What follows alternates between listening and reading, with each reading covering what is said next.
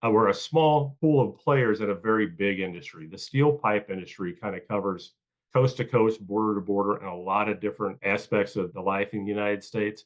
And able to network in a small pool of players with people that you like, people you get along with, people that you agree on way to do business is immeasurable, in my opinion. Because everybody likes to do business with people that they like. It's the cherry on top when you're able to create those relationships and foster growth moving forward. Because I can tell you this, none of the members that I interact with that I've known over the several years I've been involved with the association are here for the short term. Everyone's in it for the long term, and they want to see the industry grow and be as good as it can be for the long term. There are opportunities for our work and careers everywhere, if you know where to look. That's easier said than done, especially in our fast-paced and constantly changing world. Marianne Fairmouth is talking to experts, employers, and job seekers to bring you insight and understanding about what's possible. This is Career Can Do, where we're navigating the new work world. Welcome to the Career Can Do podcast, a top global podcast dedicated to helping you navigate the new work world. My name is Marianne Fairmouth, and I'll be your host for this episode. And today I'm just delighted to have a guest on my show that I have the highest admiration and respect for. Jerry Brookshire is the president of the NASPD, which is an acronym for National Association of Steel Pipe Distributors. And it is coming up on their 50th anniversary. And I'm proud to say I've been a member of this organization for over 20 years. It's a wonderful organization. The membership is of solid people. And as a recruiter for over 40 years, I will tell you this, in these tough times, I know people like to do business from people they know and trust. They like to hire people that they believe are people of integrity. My business has grown so much from the NASPD, and I wanted to have the president on today to talk to us a little bit about this organization and what they do. So please tell us, help me introduce him and tell us a little bit about what NASPD is. Well, thank you, Marianne. First of all, thank you very much for the invite to be here with you today. It's very much appreciated, and it's an honor for me to be here. My name is Jerry Brookshire. I'm with Pittsburgh Pipe out of St. Louis, Missouri, and we are a member company of the NASPD and have been since 1977, 2 years after its inception. To answer your question, what is the NASPD? Well, you hit the nail on the head. It is an acronym for the National Association of Steel Pipe Distributors, but in my opinion, it goes a little bit deeper than that. The NASPD is a group of individuals with like-minded aspirations, goals, and things they want to accomplish throughout their career. And it's all centered around steel pipe and the distribution thereof. It is an organization that has really been born out of cooperation because it's a small industry. We all tend to compete against each other, but we also help each other at the same time. And when you get together with the other member companies at the NASP events, that's exactly what we do. We work together. We look at ways to navigate these challenging times in the market we face, or even in the good time. We're always looking out for each other and really looking to move the industry forward. As I said, I've been a member for a long time, and I cannot talk enough about the benefits I've received from becoming a member of NASPD. So, Jerry, tell us, who can become a member of the NASPD? That's a really good question. And obviously, from the name, you would think, well, I got to be a pipe distributor to become a member of the NASPD, which is true. We have basically 3 tiers of membership, if you want to call them that. The first one's called a regular member, and that's what is a pipe distributor. There's not a whole lot of requirements. There's a few. There's an inventory requirement, but the first tier is a regular member that is a pipe distributor. Then we also have associate members. And those associate members are steel mills or any kind of a service related company that services the steel and pipe world. We have quite a few pipe mills that are members, and those are all associate members. And then we have affiliate members. An affiliate member may be a trucking company, an insurance company, a recruiter, somebody that offers a service to that industry. So, you got a group of people here that really can facilitate so many good results. They're quality people, and there's a review process that goes on. So not just anybody become a member of an ASPD, but the people that are members, all right? If you're joining a membership, if you're joining a company like this, an organization like this, you're going to be with quality members, all right? and people of integrity. And to me, in these changing and challenging times, that's really important. I'll speak about this in a minute, Jerry, but from your perspective, what do you think the benefits of membership are? Well, there's a lot of benefits to the membership. First and foremost, I think with Pete Knowles and Jerry Rubenstein, when they started the association back in 1975, one of the main drivers for them was to create a code of ethics within the industry. When you speak about the quality of people that are members and their, members are vetted, because what we have front of mind when we're looking at prospective members is the quality of the type of associate or a company that they are and the type of people they are and how they go to business, because we really do want to make sure that we're being the custodians of the ethics of the industry, if you will. Because, if you go back decades and decades ago, there were some characters within the industry, and some of those characters are not what you would call stand up people or people that you would really want to do business with, or better yet, people that you would trust. The association has done an outstanding job kind of vetting those type of players out of the association and therefore kind of out of the industry as a whole. And the industry has really, over the last several decades, have just grown leaps and bounds with regards to the ethics and the code of conduct that each member company conducts their business on. But beyond that, the benefits for being a member of the NASPD to me are a few things. And number one, and the first and foremost, is networking. When you have a chance to network, people ask me that all the time, what do you get out of the NASPD? Well, we have networking opportunities, we have educational opportunities, and we have current events. And when I say current events, if you were able to come to some of our conferences or our programs, you'll see some of the speakers we have, and they're industry specific speakers, they're general business speakers, and you can always take something away from these speakers that helps you with your business back home.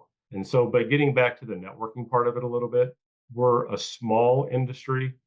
We're a small pool of players in a very big industry. The steel pipe industry kind of covers coast to coast, border to border, and a lot of different aspects of the life in the United States. And able to network in a small pool of players with people that you like, people you get along with, people that you agree on way to do business is immeasurable, in my opinion. Because, everybody likes to do business with people that they like. It's the cherry on top when you're able to create those relationships and foster growth moving forward. Because I can tell you this, none of the members that I interact with that I've known over the several years I've been involved with the association are here for the short term. Everyone's in it for the long term, and they want to see the industry grow and be as good as it can be for the long term. So that networking really is paramount, but it's quickly followed by education and current topic as an industry and, and current events in the industry going on. Well, I think you're so right. And the other thing too, as we talked about in the Blue Room, as a recruiter, Jerry, dealing with so many different generational sectors, people these days want to have work-life balance. They want to go to work for people that are members of industries that allow them to bring their spouses, to have a social aspect to it. And I think that companies that are members of NASPD or organizations like that have a higher probability of attracting top talent, because in an interview you can suggest, or you can recommend or mention, our company's a member of a company like NASPD. And that candidate will look at you as above someone else that they've interviewed with and maybe is not. I think that's a wonderful aspect to mention these days from my perspective as a recruiter, because the competition is so fierce. Well, and I think, Marianne, that one thing that really does speak to the uniqueness of the NASPD, because as we both know, there's a lot of trade associations out there in the industry and business in general. And some of these are so big and they're so huge, they lack the intimacy. Well, getting back to the relationships and the personal relationships you form at these meetings at the NASPD, when your spouse or your significant other is there with you, they too form relationships. And it just really drives home that intimacy that we have within our membership. And it really, really makes a statement for what kind of association that we are. No, I think so. I think it's very unique. And I think it has aspects to it that are so good for these times. All right. So important right now. I just was so honored to be in Santa Fe. I was very honored to be a spotlight speaker there. But talk to our listeners about how often the conferences are and the kinds of places where they're held. We usually have 3 conferences a year. We start out in usually February or March with our annual convention, which is the big one. We have our annual meeting of the membership at every convention. And then we have a summer conference, sometime usually in June. And then we have a fall conference, usually in September or October. And so we meet 3 times a year, and the location, they vary all the time. And so from one year to the next, we're never going to be in the same city twice. And we're always planning those trips in the locations at least 2 to 3 years in advance, at least ideas of where the membership would like to go. And we try to pick places that aren't boring, that are beautiful, that are nice places to attend. And really, that's kind of one of the other lesser benefits of the NASPD. We go to pretty nice locations, but also without breaking the bank, because the financial aspect of the association is not lost on us and what it does to some of our members. But I can say, a national association standpoint, we're one of the most affordable associations out there with our dues and what it costs to come to these conferences. So we were very mindful, and we try to be good stewards of the money and the finances of our members and the association. One thing that's so great too that our listeners need to know about, Jerry, is that if you're hearing this podcast and you're interested in this NASPD association, but you're not ready to sign up as a member of the association, you can attend an event. Now you have course paid for the event costs and the charges, but you don't have to pay a membership fee. You can go to one of these events as a guest and investigate it. And I think at times a lot of people are a little hesitant about joining and spending money and this and that. I mean, it's totally worth it. But if you're on the fence about doing that, you can certainly attend one of the conventions. And there's one coming up not very far away in Kansas City that you can still attend and investigate it. So that is an aspect. Am I correct? It's still available to people? It is. It is an aspect, and that's something that we've done for a very long time, and we continue to do so because, we really do think that the conferences and our membership speak for themselves. And so we like people to see it. You can only gain so much from a website. You can only gain so much from so-and-so telling you this or that. So we want you to see it. And so we've always had that policy that, yes, if you'd like to come as a guest, feel free. We're honored to have you as a guest. Each guest is also outfitted with a yellow name tag. And so the regular members know that they're the guest. And then, time and time again, you'll see people coming up and talking to the guest and really asking any questions and making them feel at home, which is important for us. Because again, it's important that people understand what they're getting into from a cost standpoint. And it's not just a cost. We really look at this as an investment in your business and what you can gain from that. And the best way for people to see that and feel that is to be there and see it. I agree. Well, I'm a huge advocate and a huge supporter of NASPD. My business has grown significantly from being a member of it, and the relationships I've formed with people, the networking I've done, the candidates I've received. And I have to say, Jerry, when I present a candidate and I say, oh, by the way, I know this candidate, I met him at an NASPD. You went to NASPD? Oh, well, that gives that candidate an advantage, because somebody who goes to NASPD is going to hear speakers, they're going to be learning things and trained, which brings me to the next question. Talk to us about the kind of speakers that you have. I was in Santa Fe not long ago, and you had so many great speakers, and I learned so much from them. But from your perspective, tell us a little bit about the variety of speakers that they could hear if they were to attend a function. Yeah, sure. I mean, the program that we put on Friday of the conferences, no matter if it's the annual convention in the summer or the fall conference, the format always remains the same. Friday's our program, and it starts at Friday about 8 in the morning. The lineup of speakers that we usually bring in, we try to have a good mix. There's always going to be industry-specific speakers on various topics. There's going to be economists. There's going to be general business practices. Sometimes we'll have a motivational speaker. But really what we aim for and we strive for when we look at these speakers is, what are our members going to gain from this? And how can they take what they're going to talk about back to their own company and put that into play immediately so they can see a benefit from that? And sometimes that is as good as what's going on in the industry right now. There's a gentleman from Argus Media that we've had speak several times. He's tied into the industry very, very tightly. He knows exactly what's going on from mills down to distributors. And so it's always good to hear the current events and the trends of what's going on in our markets at that point in time, because that's what we're all there to learn and to get insight on what's going on in the markets. Even more so when the markets are a little bit tough like they are right now. And so you're always looking for little insights, what's coming, what should we be doing, what action should we be taking? And those speakers are always geared around that premise.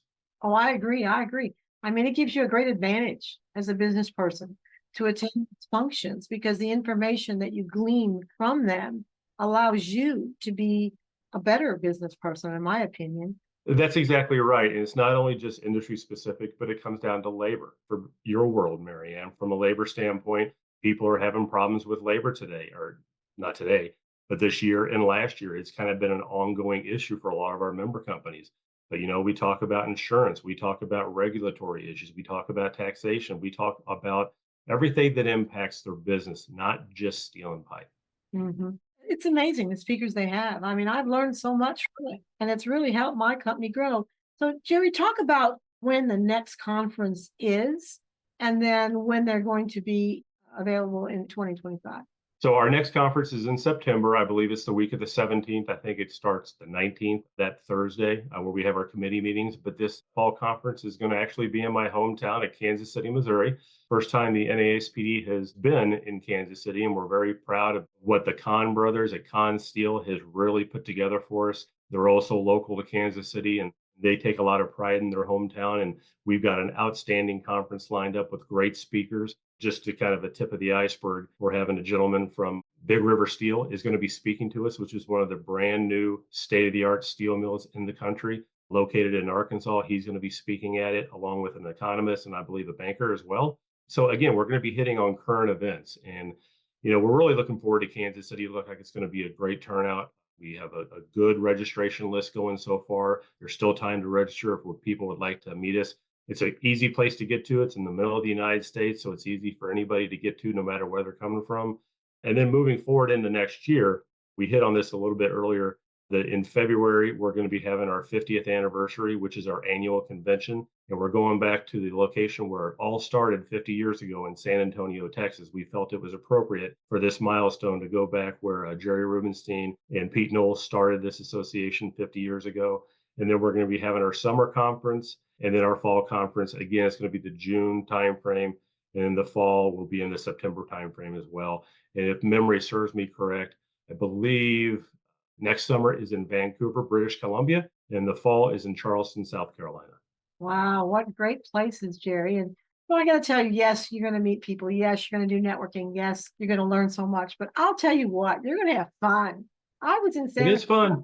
Art person, or I'm into art, and they had art festival on a Saturday and so many great things. All right. And when we're all so busy and we're all so stressed and we're all working so hard to go to an event that not only are you going to learn so many good things from, but also you're going to have fun. You're going to have a little deviation. You're going to go do some fun things, be with some fun people, eat some great food. I mean, how great is that? And that's all the things that. No, you're exactly right, Marianne. And that's part of the site location process that we go through. We don't want to just go to a hotel that everybody's stuck in a hotel and you're doing the same thing you basically do back home. We want to make it a little bit fun. We want to make it in locations that are beautiful and there's things to do, just like in Santa Fe. I mean, you walked out the hotel and you were in that beautiful town square, all kinds of nice culture with art and good food and just a fun place to go walk around. And you're going to see that in Kansas City.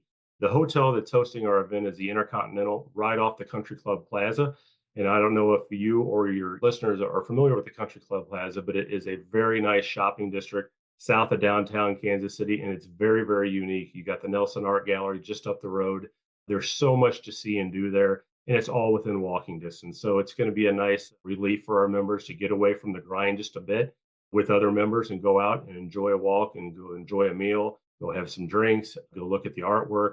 It's just going to be a fantastic event. And we really do try to make every event we have, no matter where we're hosting it, in a location that lends to that. And I have to say, you never know who you're going to meet at these conventions and what's going to come from it. And I have to give you a case in point. I was at one of the conventions this year and I heard David Wright, who is the CEO of Dale Carnegie, speak. And he gave an amazing talk, Jerry. I'm sure you heard it, which was about the generational differences. And I live that every day. And I went up to him and I said, "Oh my gosh, David, that speech was so right on. And I'd like to invite you on my podcast." So he did come on my podcast. Well, subsequent to that, I wrote a third book. And I asked him if he would take a look at my manuscript and write the foreword to my third book. And he looked at it, he said, "Yes, I will do this." Now, had I not been at that event, had I not been at that convention, heard that speech, met that man, I wouldn't have that kind of person write my foreword of my book. So the moral story here is you never know what can come from these. No, and that's the power of networking right there, Yeah, Marion. That's the wonderful power of networking. networking. Right. That's the power of getting out, meeting people, because you never know the connections that who you're meeting might have that might benefit you or you could benefit them.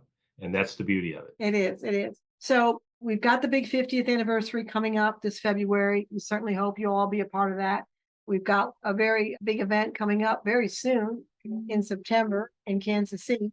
But we're getting near the end here, Jerry, and I always like to leave our listeners with two salient points on benefits of membership. So I've talked a lot about what I think they are, but from your perspective, if you had to encapsulate maybe two salient points for our listeners of what those benefits of becoming a member would be, what would you say they are? Off the top of my head, and very bluntly, it's going to be networking and industry knowledge. Now, there's a lot more that goes into the NASPD, but the networking, I mean, that's kind of a cliche term, and everybody kind of throws that around willy-nilly sometimes these days, but it really is true when it comes to the NASPD. I mean, you've been to several of our conferences, you've seen it, you've seen the Thursday welcome reception. There's a ton of people in the room, they're all talking, they're all introducing each other to other people, and the networking is just, in my opinion, is second to none. And the industry knowledge and the current events, because we're in an industry that is a commodity-driven industry. And so the ebbs and flows and the ups and downs within that commodity can be brutal sometimes. And so how do you navigate that? What are the ideas that this company is doing that you haven't thought of? So not just networking, but ideas, the sharing of ideas of how to navigate the challenging times, even when times are good. Been my personal opinion that even when times are good and everything's rosy, everyone still can improve and you can still do things better. Well, that's what you learn by talking with people at these association meetings. And it might not be from a speaker. It may be a conversation you had with so-and-so in the corner at the welcome reception on Thursday that sparked an idea in your mind, or they gave you an idea of what they're doing and how that might impact your business. I can't tell you the number of times I've walked away from these conferences and these meetings with information and ideas that I would have never thought that I would have walked away with. And they've all been beneficial for Pittsburgh Pipe. So networking and industry knowledge. And the relationships you make, I mean, the relationships I've made from NASPD have been amazing, and they've helped me in many ways, not just in my business. I have to say, I heard a lady speak at the last conference in Santa Fe, Dr. Sheila, and she talked about something that really struck me, and I've used it since. And she said, Marianne, I work with these people. I met this one guy who was really struggling, and I told him, I believe in you. I believe you have something special in you, and you're going to be amazing. And you know what? That person, when he heard that, Jerry, that made him believe more in himself. And I thought, wow, that's a powerful tool. If we can help somebody invest in who they are and feel good about who they are, what could come of that? So you just never know. I can't say enough good things about NASPD. Check it out. Times are tough right now, people. I know they are, but this is the time when things are changing and challenging. You need organizations like NASPD. Come to an event. You don't have to be a member to check it out for one time. You won't be sorry. And I've been a member, I think over 20 years. It's helped me so much, not only professionally, but personally. Helped me grow and learn and continue to expand my business. So, Jerry, I can't thank you enough for taking time out of your busy day to be on Career Can Do. All this information will be on my website, fairmouth.com. But if somebody hears this, Jerry, and they want to get a hold of NASPD, how do they do that? You can go to naspd.com is our website, and all of our contact information for Susanna Poor, who's our executive director, is on there. And there's also a list of the officers. My name and my contact information is listed on there as well. So if anybody has any questions regarding the NASPD, please do not hesitate to reach out. All right. Well, thank you so much. It's a top-notch organization. I wouldn't be where I am today if I wasn't a member of NASPD. Check it out. You won't be sorry. We hope we see you all in Kansas City, which comes up in Kansas City, Missouri. And thank City. you very much, Marianne, for inviting me on today. It's my honor to be here. We're always happy to help out any member companies, whatever their endeavors are. That's why we're here. The NASPD is near and dear to my heart. You kind of hit on it earlier professionally, but also personally, I've made some friendships that are going to be with me for the rest of my life. And it's just a great association. I can't speak highly enough about it. So, but thank you very much for having me on today, Marianne. My pleasure. My pleasure. Check us out. We're on all major podcast channels. We come out the 1st and the 15th. My name is Marianne Fairmouth, and we'll see you all next time. Thank you so much, Jerry. And thank you all. Bye-bye. Thank you. We thank you for tuning in to our Career Can Do podcast. We make no guarantees on results for your particular quest, but we hope you enjoy the information presented. The views and opinions expressed in this program are solely that of the guest or speaker and do not necessarily reflect the views or positions of Marianne Fairmouth and Fairmouth and Company. Thank you.